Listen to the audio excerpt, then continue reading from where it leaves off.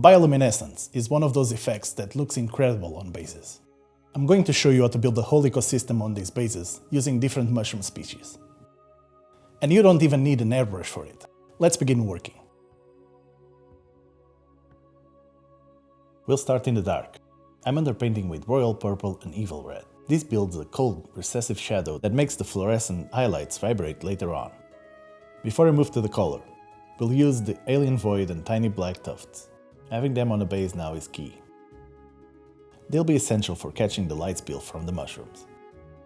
Paint the magenta mushrooms with a mix of fluorescent magenta and white. Then hit the edges with a pure white. Glaze fluorescent magenta from close to the edges to the center, then over the whole cap. For the glow, paint the ground beads and tufts with the same color.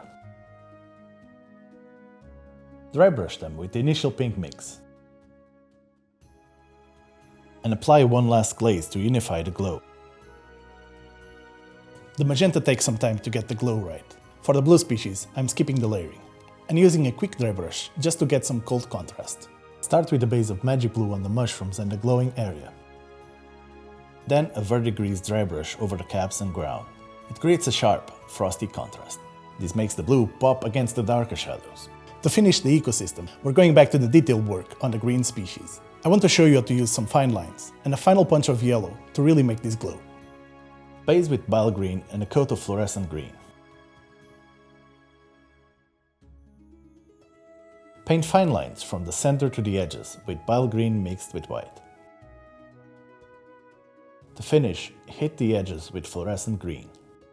Use a drop of fluorescent yellow in the center to push the intensity as far as it goes. Use a somber gray to dry brush the ground that isn't touched by the glowing light. This provides the necessary contrast to make the illuminated areas pop. Finally, a clean black rim to frame the entire scene. To see how this actually looks on a finished piece, I've painted these moonstone models by our friends at Goblin King Games. I wanted that clash between the moonlight and the intense glow from the mushrooms. Once the models are painted, glue them onto the bases.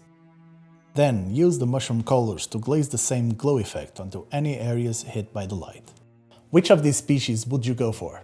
Let me know in the comments and see you next time.